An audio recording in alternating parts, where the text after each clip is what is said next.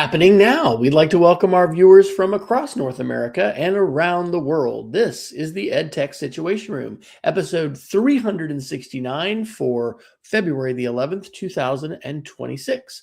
My name is Wes Fryer, and I'm coming to you from Charlotte, North Carolina, where I am a middle school media literacy and STEM teacher, and I am being joined, as always, across the fiber network that we just adore now because it lets us hang out as we are pretty much once a week. It's Jason Neiffer from Missoula, Montana, and I understand things are a little warm there in Missoula, Jason. So that's pretty odd for mid-February, early February. Yeah, totally. We really wish we could have some winter up here. And it's funny because I think I maybe mentioned this last week. We broadcast last week, right? Yeah. That I had gone to Boston for a very short trip, and I expected to be cool. It's next to the ocean, but it's freezing there, and I'm glad that I had multiple layers. And I come back to Missoula, and it was totally warm. And yeah, the problem with winter, we would not complain about a mild winter. I know, I guess our skiers would complain about a mild winter here, but I wouldn't complain about a mild winter, except that lately that means an on fire summer. So literally on fire summer. So yeah, it's a little rough. But we're keeping an eye on things. My understanding is the snowpack up in the mountains is actually in pretty good shape, but lower mountain snowpack is abysmal, and that could mean a pretty rough spring and summer. Wow. Well, we are going to talk tonight about some artificial intelligence, but I'm sure we'll talk about some other stuff as well. Do you want to kind of give a rundown of what it is we're going to do and what are our topics tonight? Mostly Dr. Fryer, but Dr. Fryer and I have put together a list of interesting articles from the last couple of weeks, and we're going to shoot them through the EdTech prism and see if we can help get some insights for our listeners and viewers. As always, if you're listening to this after the fact, we do broadcast Wednesday nights live at 7 p.m. Mountain Time, 9 p.m. Eastern Time. And hey, and if you're in Europe, it's the middle of the night, so you're really partying with us tonight. So feel free to hop in and comment as you like. But tonight, we definitely have AI articles. We have some social media articles, some privacy articles, a miscellaneous article, and then we'll end tonight with our Geeks of the Week. Dr. Fryer, you did the bulk of our research for tonight's show. I certainly would love to talk about Claude at some point, but where would you like to start tonight? I want to start with a very unusual one. I did put it under AI and under the bad actors category. But have you tracked about this Archive Today situation? No. This is really, really bizarre. So this is an Ars Technica article, and then I've got a follow-up link to the actual website that is involved in this denial of service attack. But this is from Ars Technica today on February 10th. And the headline is Archive.today, CAPTCHA page executes DDoS, Wikipedia considers banning the site. And this is kind of a wild tale, which does involve some different media literacy and talking about, stuff. So first off, let's talk about Archive Today. Archive.today, which I use as archive.ph, is actually a shadowy website that the Federal Bureau of Investigation is attempting to unmask because the owner is not known to the public, and some folks do not like the site because it allows not only the archiving of a website like you have with the Wayback Machine for the Internet Archive, but it also allows for the bypass of paywalls. So not for every single website, but for a number of websites like news websites, you can simply plug your link in here and into archive.ph, archive.today, and you're going to be able to see it as if you're a subscriber. Well, the article reveals that the owner of a blog, and I'll go ahead and put the link to that blog. It's called Gyro Vague. And when you go to, let me just go ahead and share it. We've been sharing some screencasts. This will not be as exciting as Dr. Neiffer's claw demo coming up here in a second. Oh, you know what? This is interesting. I thought I had done this. I'm using my Vivaldi browser, and I'm going to have to. Maybe it will work. Can you see that? Ah, it works. Yep, there we go. All right, so here's the website. And it says archive.today is directing a DDoS attack against my blog. This blogger goes ahead and tells this whole story that back in January, they essentially posted an investigative blogger, we would say investigative journalist report about Archive Today, trying to unmask who that person is. And because this link actually got mentioned in the FBI's information and some other news, now when you visit the website, and here's the thing, Wikipedia has used this just like they've used the Internet Archive to create backups of websites, and sometimes to provide a link to a site. Sometimes it'll go down. They show the code, and so there's a CAPTCHA that when it's open is actually pinging this blog in a denial of service attack. And so they go through this whole thing. Back in August of 2023, the author of this blog shared a post that is still online on the trail of the mysterious guerrilla archivist of the internet, archive.today. And they use these, techniques and tools basically to use search engines and try to, find out about the tech stack and the funding. And they're trying to unmask the owner of archive.today. And so it goes through all of this and how, basically in January, this denial of service attack happened. And so the reason why Wikipedia is involved is because Wikipedians have been using archive.today as they have the Internet Archive, but that's controversial because the FBI is trying to unmask this company. There are people that consider this to be unethical / illegal. And so there's this debate among Wikipedians of whether or not this should be permitted. Maybe they should just drop, especially since there's this DDoS attack, which, in and of itself, that's a good thing to talk about and have people aware of what a denial of service attack is. And that's a whole lot of orchestrated pings or accesses, basically trying to flood someone's website with a bunch of requests that's going to cause other people to not be able to access their site. So I thought that was a crazy story. Yeah, and wild. I will admit, I guess here on the record, because we're being recorded, I use archive.today. I read a number of articles, and our school subscribes to some news sites, and I have some subscriptions, but I don't subscribe to every news site, and I do use the site, and I'm thankful for it. But this is definitely a shady, not good thing. I mean, I'd be shocked if the Internet Archive would do this, and I hadn't heard this at all. This is just kind of a rabbit hole of things that possibly not everybody, is tracking with, just in terms of, what is a DDoS attack? What is archive.today? And, how is Wikipedia involved? So the Wikipedians are debating this. They have not resolved it yet, but evidently the attack is ongoing. So, Dr. Neifer, your response. Well, I mean, it's funny, and actually, I think we should pivot to your Wikimedia article after this, as it's kind of related. But I mean, I do think I love the Wikipedia. I mean, there's a variety of reasons why I like the Wikipedia, but one of the things that I think is always really interesting is that because they're very community minded, they're very thoughtful about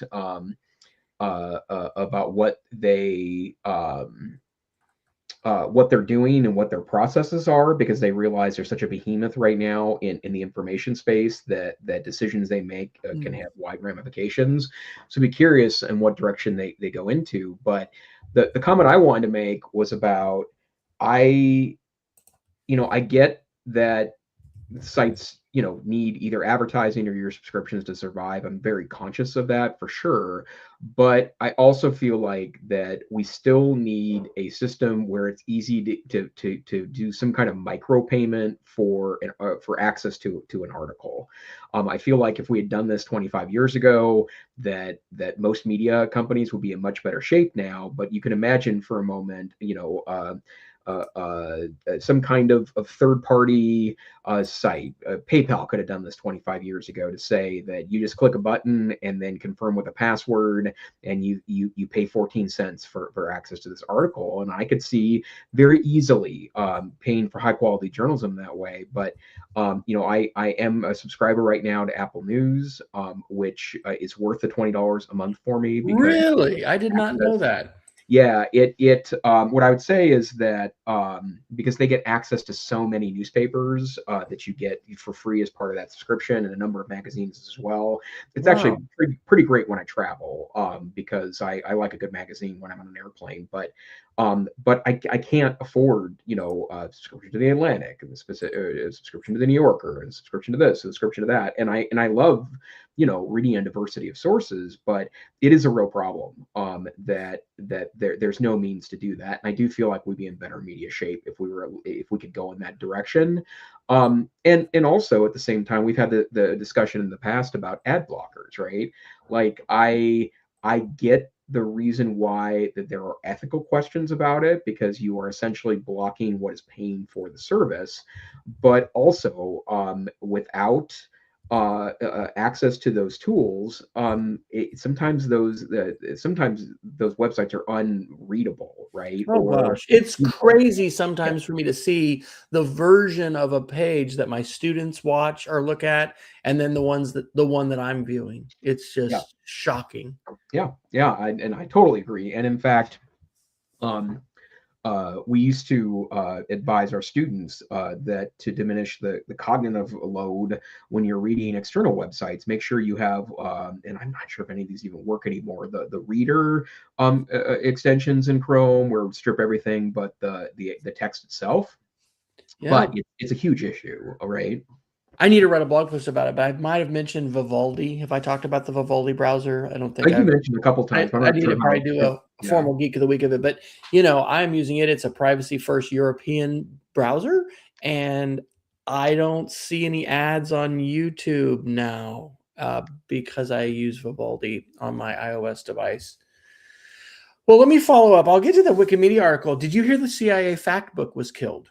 I did hear that, and that Okay. makes me very sad, actually. Yeah, so this is related. So there's a number of articles. I just looked at Google News, and I'm going to pull one that doesn't have a paywall because actually, to your point about Apple News, I should try it, but I'm irritated when Apple wants to lock people out, especially when it comes to news, and I want to share links, and so Yeah. that's been the reason I've steered clear of it. But hey, folks, if Jason Neifert subscribes to a service, it very well could be worth checking out. Let's just say that for the record. So anyway, I grabbed this NPR article from February 7th, and it's titled "The CIA World Fact Book is Dead. Here's How I Came to Love It." And, if you're not familiar with it, I think probably Jason and I might be familiar with it because of debate. The CIA World Fact Book's been around a long time.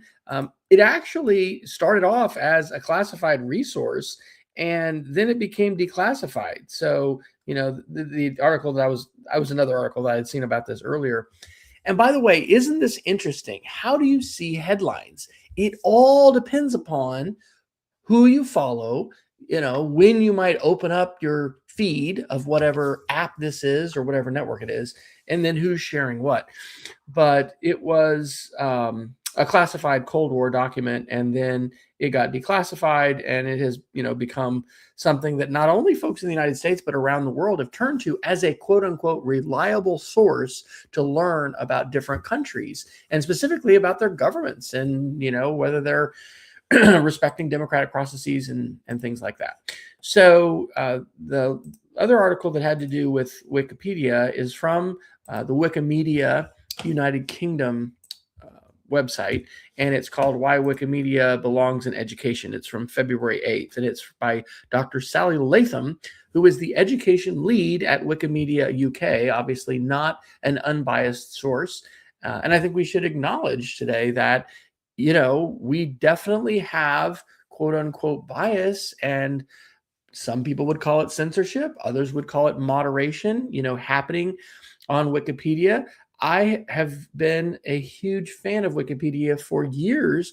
And part of the reason why I respect them so much is because of the transparent and effective processes that they use in order to hash out these debates about what is the fact or what is the verifiable information about a particular topic and a particular subject. And so this article talks about how education continues to change in the digital age, and we have a digital divide, and how we need to uh, basically teach media literacy, and that Wikipedia can be a very powerful tool used in the classroom. Number one, it has the goal of providing free access to the sum of human knowledge, which sounds really big, but that is what Wikipedia and Wikimedia have done for over 2 decades. And so many websites have come and gone, and there's a real vibrant community that is around Wikipedia. And so she's making the case that it should be used in the classroom. There's a role that Wikimedia UK plays as far as critical evaluation. And we've said this before. Critical thinking is not a partisan issue. That's like what education is about. Education is not about just memorizing facts. It's about learning to think, and it's about learning how to vet sources and determine what it is you're going to consider credible and believable. So, yes, there's a lot of love here on the show, I think, for Wikipedia, but also just for critical thinking. And, when you look at the sources that the Wikipedians consider to be authoritative, like in today's culture war, that is contentious because not everybody's going to agree on a set of news sources. But it is a transparent process in that you can see what is allowed and what's not. Some people are angry, like Elon, right? Elon Musk has started the quote Grokpedia so that he can have his own version of the truth. And there are very different versions of things like the January 6th insurrection in Washington, D.C. and things like that that are covered. But I like this advocacy for Wikipedia, and I think it's fascinating to see how things continue to be hashed out. I lament the demise of the CIA fact book, and I think we need to continue to advocate for our students and teachers, but everybody in our society, to try to have good access and open access to a variety of perspectives, and especially ones that are transparent in the ways that they present information.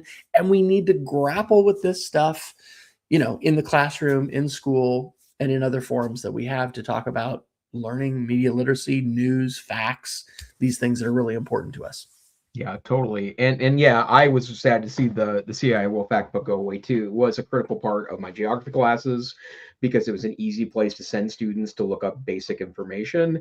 And it was also a frequent flyer in extemp prep boxes for those that recognize the competitive speech event. But if nothing else, um,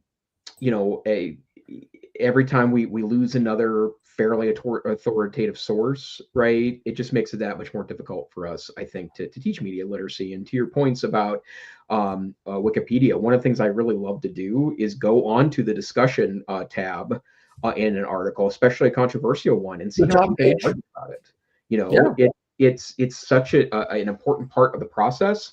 And more importantly, you can get a sense of why something is controversial, which is in itself is a critical thinking exercise, right? 100%. And we've talked about this one a ton, and it's one of my favorite things to say about search. But search has never been an information gathering a piece. It's a critical thinking piece, because you have to, if you're not willing to look and compare and find kind of different pieces around that process, you will be quickly buried in and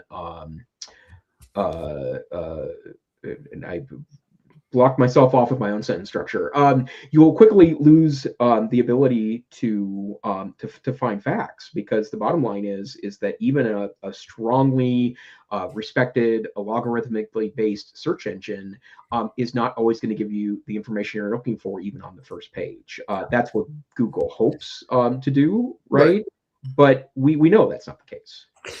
And Jason, you are very much in and within the circuit, so to speak, of EdTech and AI conferences and educational conferences and professional development than I am at this point. But I know that back in the day, not very long ago, people like Alan November were going all over the place teaching folks how to use search engines and how to use different kinds of syntax and queries. And it was about critical thinking, but applying a little digital savvy and some tools and techniques in order to look at how that information is presented and decide what it is you're going to use, and making the case that this is foundational for us to do today, because literacy involves accessing information and also vetting sources. And so we're not using the Alta Vista search engine. We are still using Google, but we are facing AI overviews. And I think a very strong case can be made that, in every classroom, we need to be talking about these issues. And even if you're using some other kind of vetted search engine today, and I know I've recommended these to some of our primary teachers, back in the day as a tech director, and it just, there's a whole lot of different sites that you can use. By the way, I'm using Startpage. Do you use Startpage, Jason? It's funny. I just downloaded Vivaldi for the first time in a couple of years because I'm curious, and that's where I'm at right now. Yeah, Startpage uses Google search results, but it provides them algorithm free in terms of tracking and stuff like that, which I don't think is going to revolutionize my life today. But anyway, these tools are worth trying. If you're watching the show, there's a chance you're an early adapter innovator when it comes to tech. And many times I think early adapter innovators, we can be guilty of being overly excited about tech and all of that kind of stuff. But we also end up figuring stuff out that eventually becomes mainstream. And I 100% think that this media literacy bandwagon and what we're talking about specifically now, search and vetting sources, and how do we not only, because it's not as hard to find the information today, right? But to decide whether that information is accurate, and even to just unmask, as this article was talking about with archive.today, unmasking the source. Where did it come from? And is that source biased? And what kind of bias might they have? And how does that source, we laterally read, how does that source compare to other sources? And what do other sources say about that source? All of that. I wish it was simpler, right? I do, but it's not. And AI is such a huge part of this puzzle. So I think that article, which, has taken 20 minutes of our show, but it's freaking awesome because it dives into a lot of issues and some really good conversations that I think we can have with our students, but we should be having with whoever it is we talk to, because these issues are relevant to all of us when it comes to paywalls and information and being able to vet. You have any other Jedi tricks you're using when it comes to this idea of searching and dealing with the AI overview? And because I wrote a post this week, in fact, called "Digital Defense Against the Dark Arts." And I will say, I don't mind the AI overviews. I know a lot of people are grossed out by them. I don't mind them. I just don't rely on them in most cases, because I feel like, in fact, I've seen it.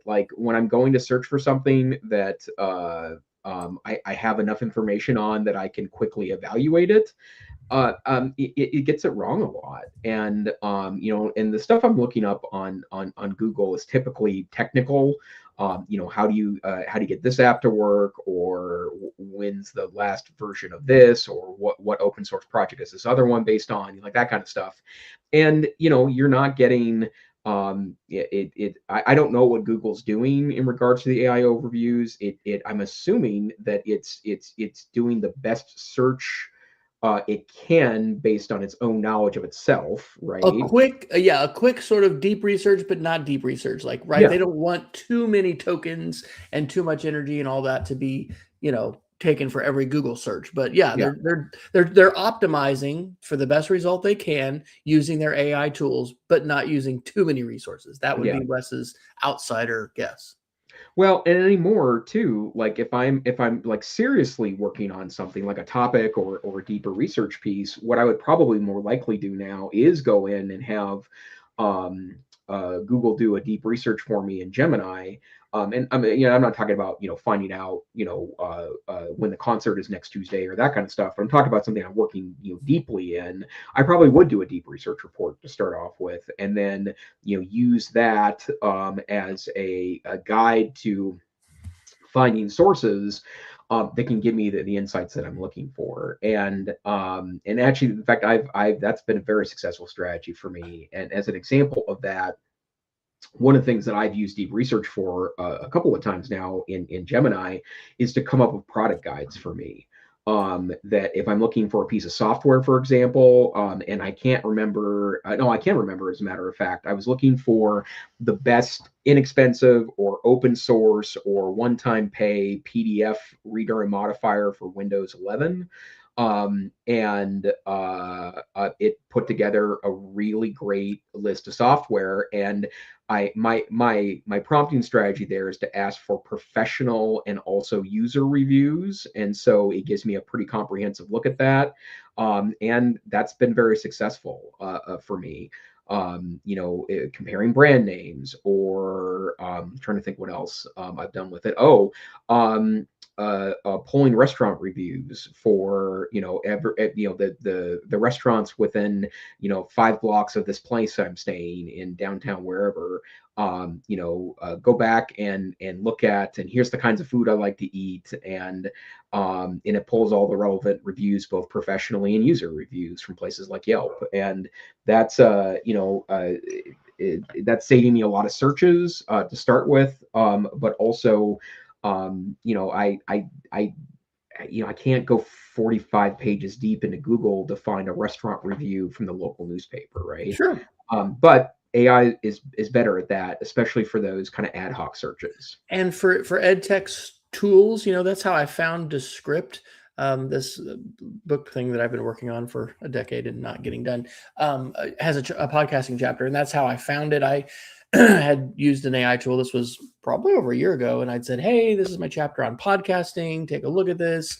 Anything I'm leaving out?" And I think at the time it was ChatGPT. "Oh, well, you definitely need to tell people about Descript." And I'm like, "Well, what the heck is that? I've never heard of it." And it's turned out to be a life-changing, and I do subscribe to it monthly, tool that I use to edit both podcasts and video. Jason, I'm going to drop the link to LM Arena, which is now arena.ai, because not only is it good to know about this, because I was asked today, "Hey, what's the best, AI platform when you use the most?" And I said, "Well, it depends on what you're doing."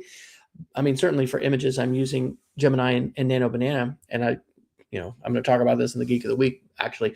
But I wonder, and this is a lesson I think I'm going to do this with my students, having them take a curated prompt, and maybe a prompt that they have actually enhanced with an AI tool, but then seeing the difference in results that they get. Because I think this is really important. It's really important to recognize, depending on the tool that you use, you can get different results. And sometimes that might be very slight, but in other cases, it could be very significant, like even in terms of like whether something is a fact or not. And that might be a cool thing, if anybody out there is looking for a media literacy project to collaborate with, like to have as far as prompts, right? What are some prompts? And the thing is, the results are going to change day to day. Are the guardrails for your Gemini on your school Google workplace account set up differently than mine, than the consumer account? The models are always changing. But like for this moment, for today, for the access that you have, would be really interesting to find like basically certain prompts. Remember, what was it? The Northwest tree octopus. There were different searches that we would have people do back in the day to vet whether something was true or not. And you could have your kids do them. And that would be an interesting thing to see what kinds of prompts are fruitful for revealing some of these differences between search engine results, especially when it comes to substantive differences in the factual presentation of information. Yeah, totally. And I would also say too that um, it's just going to grow more complex, right? And so the more we can engage students in these critical discussions, so that they know that they know knowledge is not static and becoming less static by the day, right? That it's a perfectly important time to double down on that in all of our educational That's environments. probably your alarm, Jason, telling Wes to be silent and let Jason start his demos. Would that be the Yeah, my alarm? my phone just really wanted to hear me talk, so that I think you nailed it. And thanks for mentioning Ella Marina. I think that's such a wonderful site, and it serves a great purpose, right? It helps judge models, which I think is a very useful service. But it's also one of the places that I recommend the people that really want to explore what the different models spit back. In fact, I almost put this article in the notes tonight. Perplexity just announced a new feature, and I must admit that I'm not a paying member of Perplexity anymore. I had to call the herd on AI tools, and that didn't make the cut. Did But your spouse ever ask you how many subscriptions you have, Jason? no, she doesn't. But she also will say things like, "I trust you not to buy things that you don't use." So and that's pretty effective at guilting me into canceling things. But the Perplexity is using a new system where it has a master model that uses all the other models as kind of differentiating agents, so that it tries to find the best answers between all the models. It kind of reminds me of Dogpile 25 years ago, right? Yeah. Or Metacrawler, right? There's a discriminator. Tell me what Dogpile was. Yeah, totally. And it's funny too, because I'm starting to get to the point where teachers I'm talking to in their 20s and 30s have no idea what I'm talking about when it comes to the early internet. I'm like, wow, I'm old. But the I thought that was really interesting. But I also think that there's a lot of utility in seeing how different the models spit things out, right? And to be totally clear, like Arena AI is not a oh my lord, that is a blast from the past. The um Arena AI. the arena, thank you. I wouldn't put anything secure in arena. Like, in fact, they even say we're training off your stuff. That's part of why we're offering the service. But um, it's just such a great way to determine how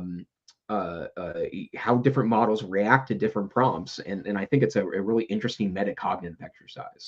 So LM Arena would be a good platform to use for exactly what I was just talking about then. Yeah, absolutely. Yeah, couldn't agree more. Good. Okay, sir. I think you might have a demo or two. Do you want to do some articles first, or you want to jump into demos, or what's your Let me jump into a quick demo here. I want to talk about Claude. And are you a paying Claude customer, Wes? Indeed, I am. I Yeah. stopped about over a month ago paying for ChatGPT, and I'm still paying for Gemini because we're Google One, the Google One family, and it comes with. But Yeah. yeah, I've been paying, and I'm shying away from Claude Code because I used my token so fast, and so I'm doing most of my vibe coding with just that thinking model of whatever that middle one is. Yeah. Yeah. So interestingly enough, what I want to show off tonight is related to Claude Code, and I also don't use Claude Code all that much. In part because, well, first of all, it's a mental rabbit hole for me for sure, but also, Claude is not a cheap product, right? And you do use up your allotment of tokens pretty easily. But they announced.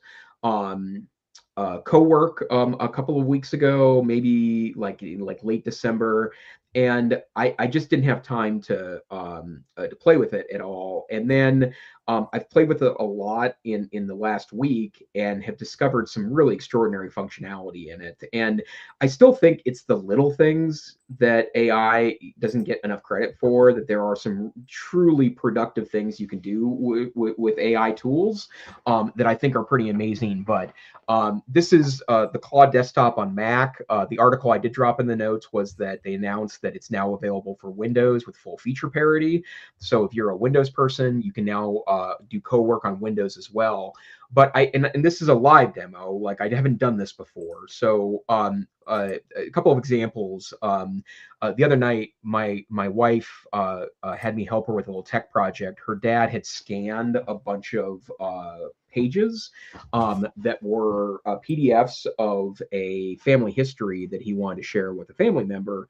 And I can't remember if it was like 27, 28 pages, but they were all separate PDFs, and he wanted them in a single PDF. And so I had the ability to do that on my Mac really easily. But then I put them together and they were out of order, and it was a pain to look at. It was going to be like a 20, 30-minute project just to organize this PDF. So I stuck all of the PDFs in a folder and pointed the co-work folder towards that folder. And I said, please turn this into a single PDF, but also confirm that the pages are in the right order. And the reason why it stunned me was that these were handwritten page numbers on the PDFs, right? And it was 30 different PDFs. It took about a minute and a half. It created a PDF for me, and the pages were in the right order. And it even went through a process where it first looked at the date stamp, or a date and time stamp on the PDF. And it said, let me check this another way. And so it looked at the page numbers on the page and said, oh, these weren't scanned in the right order. So it reorganized the pages by handwritten page number, right? Which is just wild. But the way this works is that you can add plugins to do different things with Claude Co-work. I am 100% certain that I've barely scratched the surface, but what I did is I downloaded from Dropbox my old World Cultures folder. This is the last time I taught World Cultures in 2009, 2010. And it's it's a mess, because that's the way my files were at the time, was generally a mess in Dropbox. And I'm going to see if I can get it to reorganize this folder for me. You should write a book, Jason, Teaching with Dropbox. Yeah, Teaching with Dropbox and Dogpile. The Jason Neifer story. So I've got to point into this, and I'm going to be like, hey, let's organize this folder. Any ideas? And you'll notice here that I am using also the quickest model here, Haiku. Now you've pointed to a folder on your computer instead of uploading stuff. Right. Yeah. So you can see here, this is World Cultures, which is a folder sitting on my desktop that I unzipped from Dropbox download. And you've sort of poked a hole. You've allowed the AI to have access to that folder on your local machine. Yep, that's 100% correct. And in fact, it asks for my permission, right? Once it sees the folder, may I access and make changes to this folder? And the answer, you can always allow that in that particular folder, but I'm still mostly this time kind of guy, right? And you can also duplicate the folder before you do this, so that you are working on a duplicate rather than the original, which is probably that's exactly the case, right? That's a really good point. And I still don't know if I'm ever going to need my 15, 16-year-old world geography stuff ever again. The last time I shared it with a new teacher, she said it was interesting but pretty dated. So there you go. But well, of course, I mean, what do you expect? Yeah, totally, right. So I'm gonna just see what it does now. And so you'll notice on the right hand side here that it's pointing towards my World Cultures folder. I'm happy to help structure this. Before I suggest anything, let me understand what you're working with and why, what would actually be useful for your work. A couple of questions: what's currently in there? What's the current folder's primary function? And then I'm gonna go ahead and ask me these questions. one at a time, please.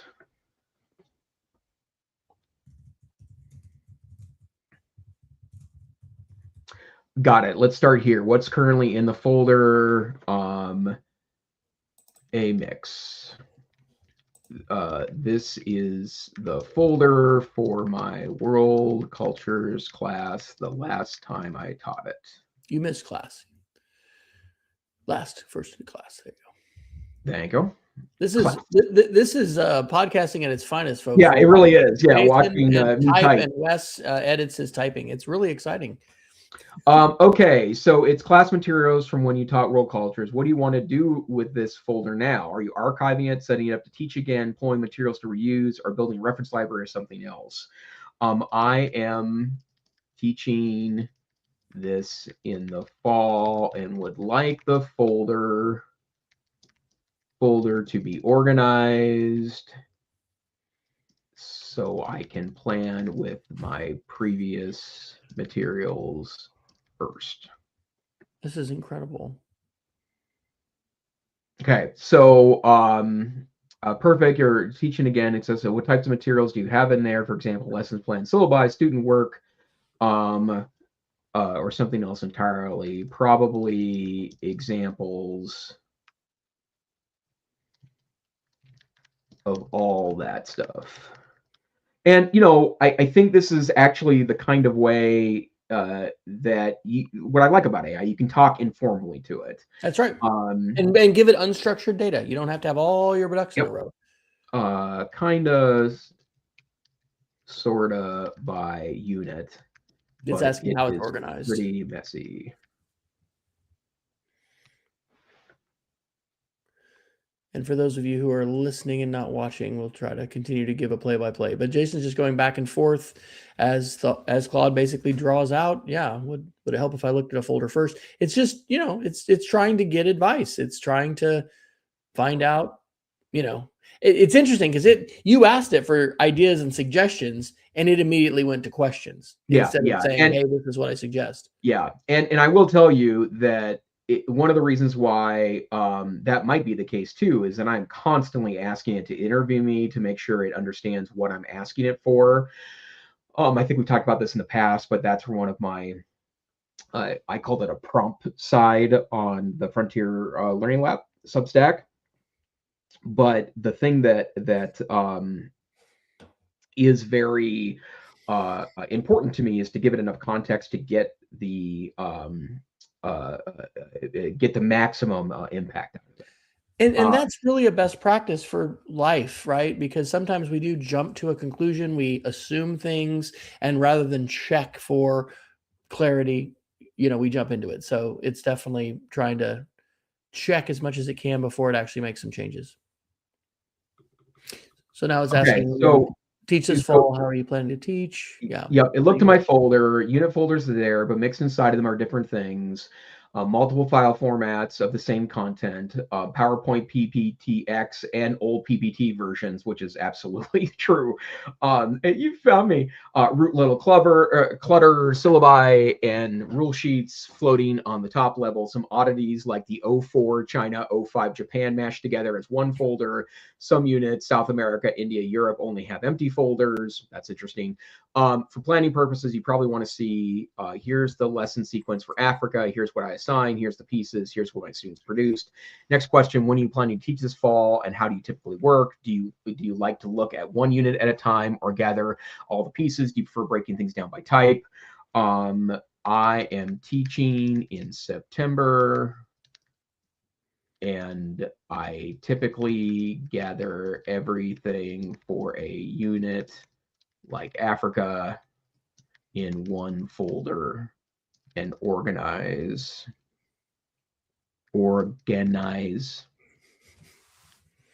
from there. And I'm hoping it's going to get to a point where it's going to start taking actions on my behalf. Perfect. That's really helpful. So you want to work through one unit at a time, pulling everything together. Last question, within a unit folder, how do you want things organized? For example, would you prefer by the material type, by topic or lesson? By topic, please. And like you said, sometimes you have to tell the AI to stop the interview and just like Yes, go. that's exactly the case. Because it can ask you forever and Yeah. seemingly never get to the work. Well, and it's funny because so this is my standard prompt for the interview me about things. Please ask me clarifying questions one at a time, providing options if you can until you're at least 98% confident you fully understand my request and deliver a response at a high or a high quality response. Can you tell this man has done a 1AR, ladies and gentlemen? I have, yeah. I was the 1A. And so there are times when I'll get 14 questions in, and it's like, listen, I really need you to robot up now, right, and get this rocking and rolling. Perfect. Here, I've got everything I need to propose: a structure, overall structure, root level, keep syllabi, class rules, and other course materials, and course materials or foundations. Each unit folder, Africa, Middle East, etc., organized by lesson topic sequence. Within lessons, subtopics for every material type. Cleanup tasks, consolidate file formats, keep the most recent or useful version, fix the mashup folder, deal with the empty folders. That seems like a great plan to me. And that's a prompt. What you have just done with the AI is refined your prompt. So now that you have this comprehensive prompt, you're gonna pull the trigger and say go, and it's gonna be so much better than if it just tried to do what you typed in the first time as a vague kind of suggestion. Yep. And so now it's going to start thinking, and it's going to start reorganizing the folder. And you'll notice in the upper right-hand corner is that it's created a little task list for itself. So auditing the folder structure, creating a course level folder, fixing the the 04, 05 China, Japan into separate units, reorganize each unit by topic and structure, handle duplicate files, decide what to do with the sparsely I'm assuming that's his populated folders. Okay, I'm going to start reorganizing. First, let me audit the units. Explore, good. I can now see the landscape. Here are some questions before I start organizing. For empty folders, should I just create placeholder folders? Say placeholder. Looking at content, I see natural topic groups emerging. Are those topics pretty standard across each unit you teach, or does it vary by region? Actually, that's very interesting because it's correct. That's pretty standard. And the root level syllabi and rule files, should those all go into course materials? Yes. And I'm sure you've run into this, Jason. Sometimes it'll ask me so many questions. I'll be like, whoa, that's overwhelming. Yeah. You need to give those to me one by one, and then I can give you answers. But sometimes when it does that with multiple choice, you can just, answer one, A, 2, B, whatever. And now it's doing exactly what I asked it, right? So it's starting with that course materials folder, and actually we can watch this play out live. So what we're seeing a preview, folks, is the robot in your house, like vacuuming your floor and picking stuff up, because it is now, it's still moving, it's doing virtual stuff, but it is moving files and it's doing the kinds of actions digitally that Jason could do himself or another human could do. But what I see in the future is that there's going to be an ambulatory, meaning it can walk robot, that is going to have a set of instructions, and we're going to be able to clarify those. And then it's going to, like Rosie the robot, right? Wasn't that the Jetsons assistant? Servant, robot servant. This is a copy of the folder, so I'm just going to say, hey, you make the call. Yeah, go for it here. And isn't that interesting? Robot up. I like that. Yeah. And it's going to learn that stuff too, right? As we use slang, that it's the more I'm using Claude, the more Claude gets to know me, which is both exciting and terrifying. Yeah, I mean, it's the plus and the minus. Okay, perfect. I'm making the calls. Let's finish Africa, and now it's working. And you'll also notice here too that it created that course materials document told me about, and so it put all the syllabi in there. Those were at the top level before. Class introduction. It looks like. Oh no, that's actually a module, and it's been working in Africa. And in fact, this is way cleaner. It's already put in things into different. It's organizing them with numbers. So he's got for those that can't see this, O2 Africa, and then he's got about 9 different modules that are numbered within that folder. So parent folders, child folders, files within. Wow. That's great. And now, that said, like I am using Haiku, which is the cheapest and at least functional model that Anthropic offers through Claude. So I'm not saying it's likely to make mistakes. It's just going to be less accurate than the super duper model called Opus. And you're paying more to have access to Cowork. No, I think it just comes with my regular old Pro account. It does. Okay. Yeah. But now it's working on the Middle East one, and so we could probably watch it live at this point.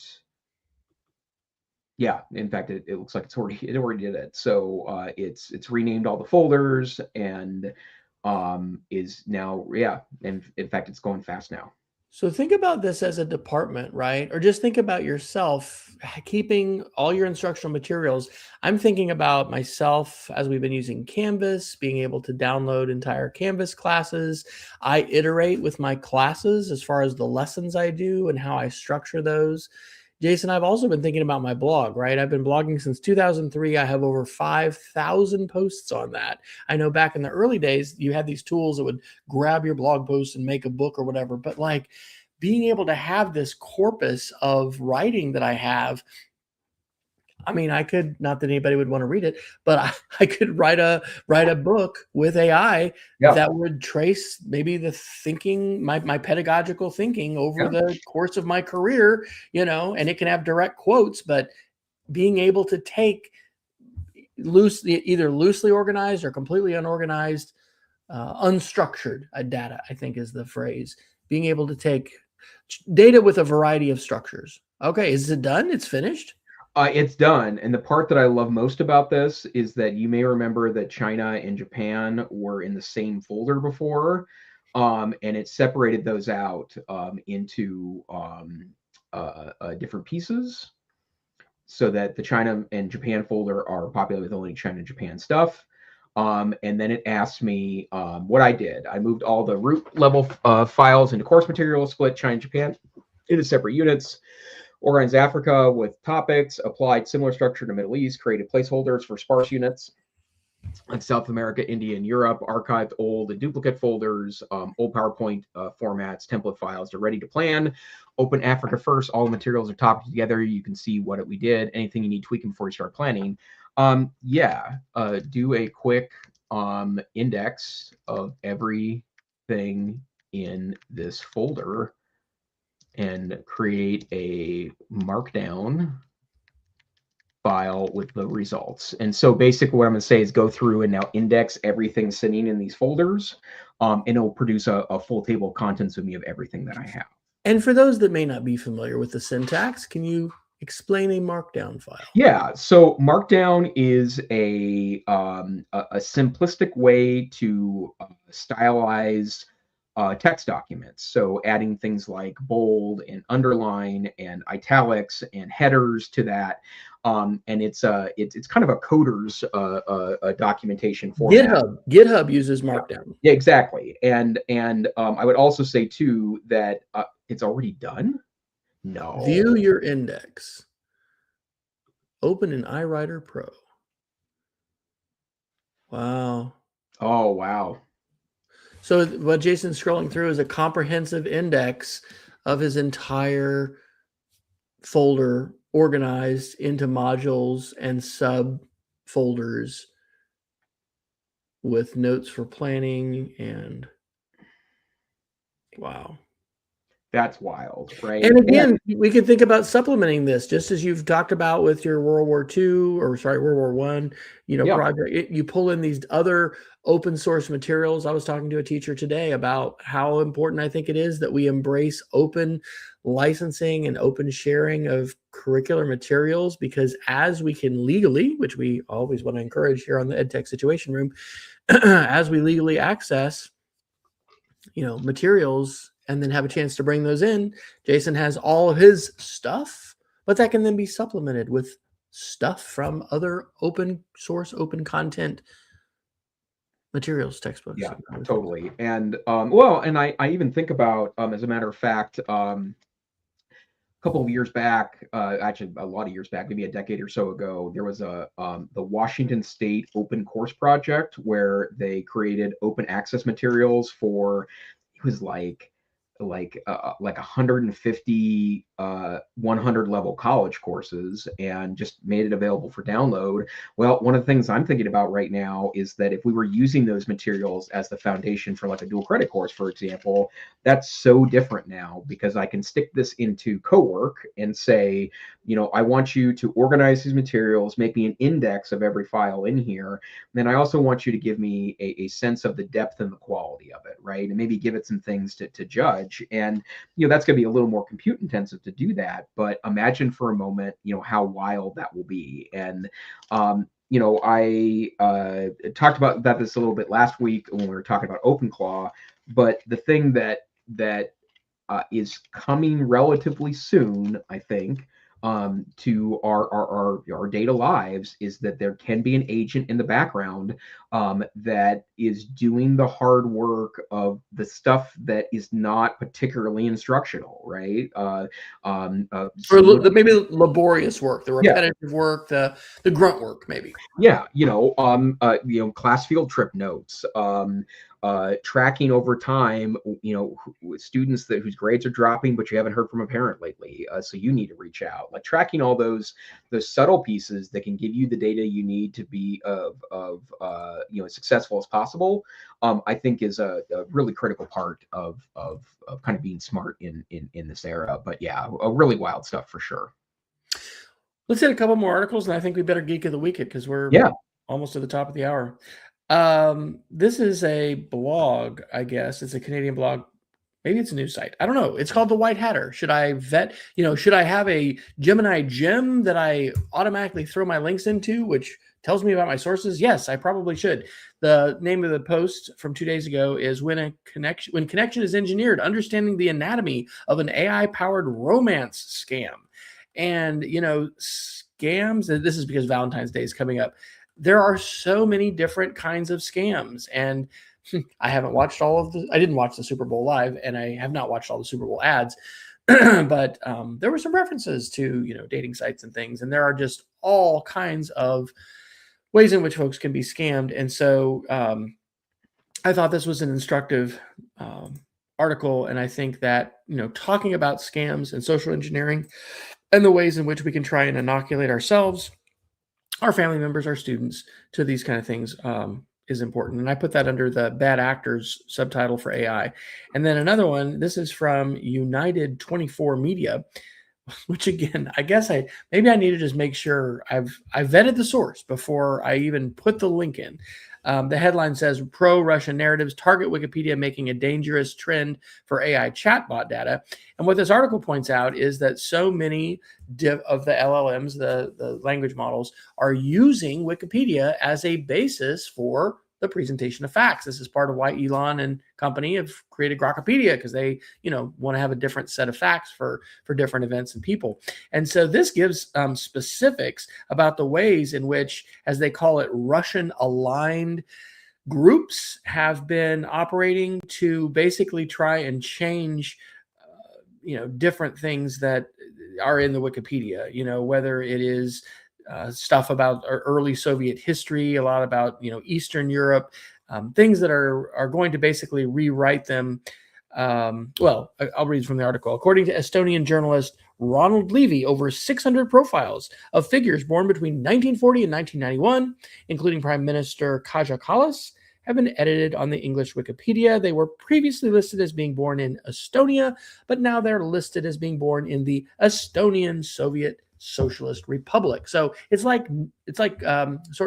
even new colonialism, but in the same way that a colonial power or an empire would claim land, these Russian-aligned individuals, groups, and bots are rewriting Wikipedia articles to try and change history.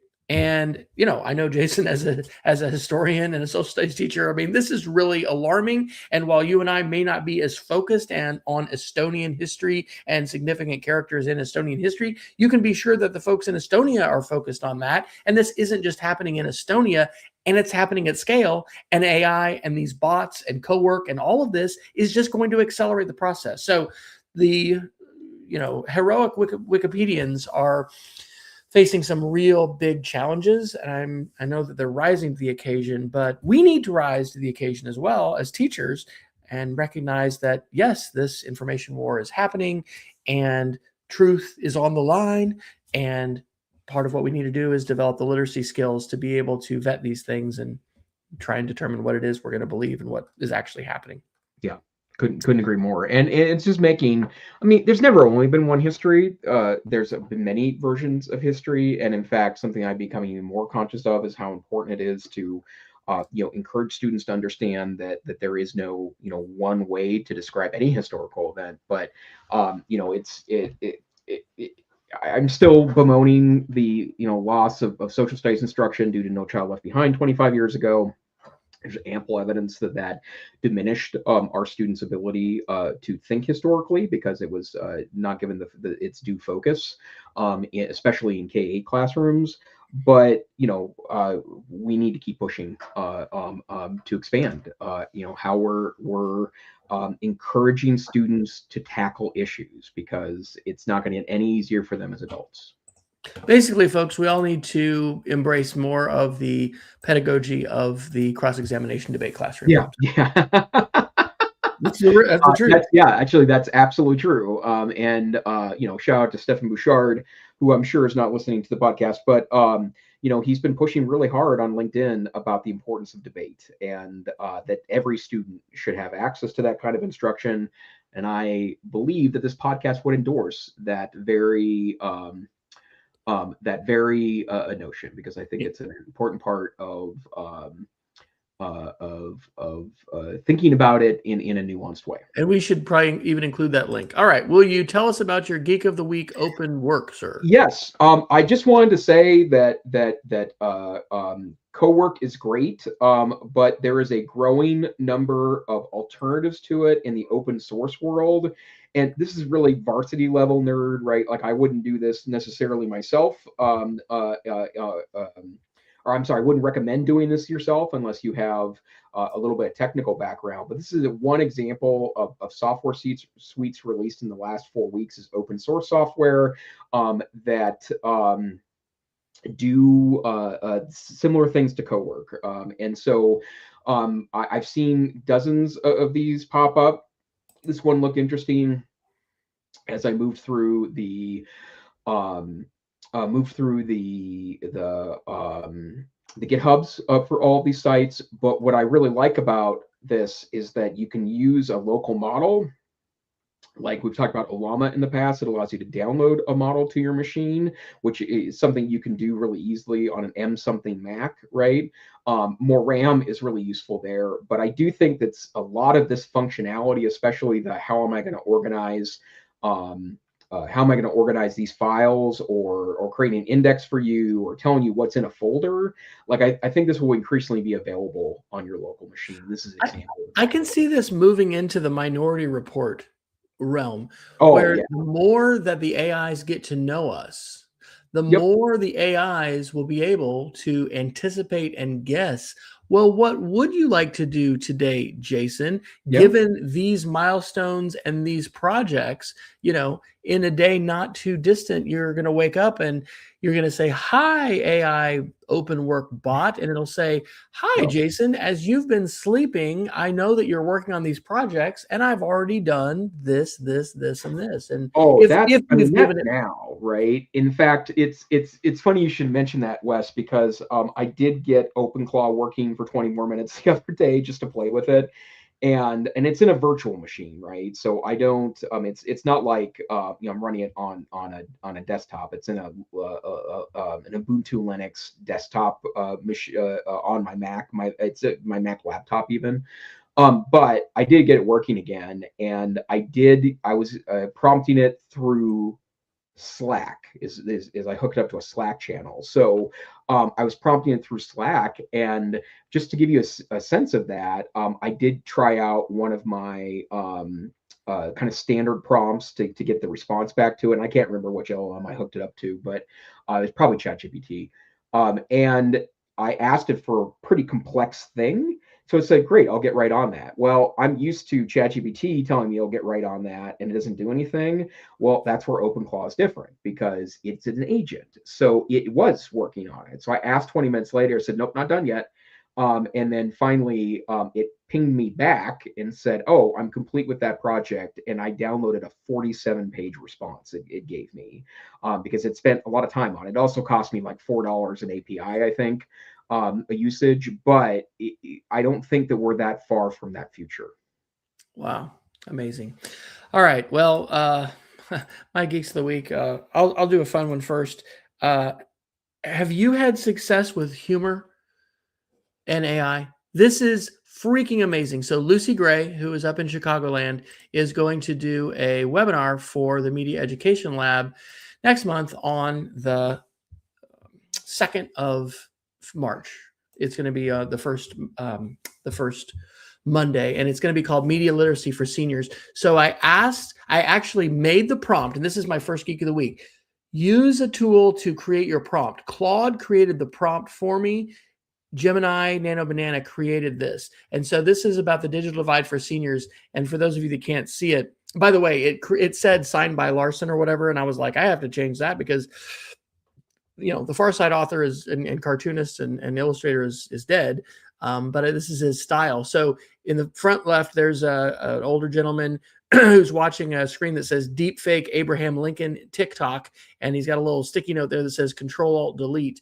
The lady here on the right says, you won, click now or else. Lucy, because I used a recent profile of her, is teaching there, and the title of the webinar is How to Turn It On. The fellow in the back left says, password must include hieroglyphics. And then the person, actually, they have 3 arms. I didn't notice that. They're on a computer that says multi-factor authentication, scan retina, and sing national anthem. And so anyway, I'm a big fan of the Far Side. And one of the things that I've heard, is that AI can't tell a joke or it can't do humor. And so this is this week, and and I've got the prompt. I think if you go to the actual image below, this is the name. I need to put the link to the webinar, but anyway, I've got this archived as far as what that link was. So that was just wild. By the way, one quick correction: Gary Larson is still alive. Is he? In fact, because he retired from it because he got tired of it. I thought he died. And in 2019, he actually started drawing again because he bought an iPad with a pen, and he said it was the most joy he'd had drawing in a long time. It was really great, and I believe that the farside.com is owned by him and occasionally pops up new cartoons. Well, thank you so much for that important fact check. Wow. All right, and I'll do this one quick. This is my Claude created Super Bowl ad resource. So I do teach media literacy. I love using the Super Bowl ads. If you go to the About page, of course, here's my little infographic created by Gemini. Basically, this is a spreadsheet of what Claude felt were the 20 most appropriate ads to use for middle schoolers. And so it has the name, it has the link, which I did have to go in and fix some of the links, but it has some media literacy analysis as far as techniques that they use to try to persuade. It has an estimation rating of highly recommended or recommended with context. There are teaching notes that it has with this. And then I listed the ones that said preview first. I thought, well, we're not going to put these on the front page. But anyway, this was a pretty quickly generated resource. And actually, as a technique, what I'll do is I will select all these. Maybe we'll go down to 21. And I don't know if you use the wheel of names, Jason. I'm probably going to create my own vibe coded one that lets me save, but it's a random number picker. And so I can put these in here and spin, and we can say, hey, which one of these should we see today? You can have hyperlinks in here, so it's actually clickable. But hey, let's look at number 13, which is the Pepsi ad. And anyway, it's just a way to kind of randomize it. And I do that with student names sometimes too. That's super cool. Yeah. There you go. Okay, well, we have gone 8 minutes over. Jason, when you're not here on the show, where can folks find you? Best place to find me is actually LinkedIn or my website, aicentrist.com. And it's my pleasure to announce that next week I'll be at the Digital Learning Annual Conference where I am on the keynote panel. So I'll be opening up that conference in fabulous Sacramento, California. And to all my online learning friends and colleagues from across the United States, I hope to see you there. Fantastic. Does that mean we'll be off next week for the show? Likely, yeah. Yeah, likely. Okay. And if there's a hashtag, you'll have to share that. Because it would be nice to follow that. So, well, I am at westfryer.com. I have a variety of places where I share, but this has been the EdTech Situation Room, our almost every week on Wednesday nights podcast and web show where we are breaking down the technology news, pushing it through an educational lens, and basically finding opportunities to rant and evangelize the things that we believe in and we think you should do. And a lot of that's about AI. So we encourage you to share the show, rate us, I guess. We never say that, but hey, it helps. And follow us on Facebook, people. If we do, we'll be able to broadcast again live. I think we're up to like 60 or something. So anyway, once you hit 100, unless Facebook changes it again. So yeah, please follow us, our page, EdTech SR on Facebook. But we hope you stay savvy, stay safe, avoid the scams, keep vetting your information, and we'll see you next time here on the EdTech Situation Room. Good night. Good night.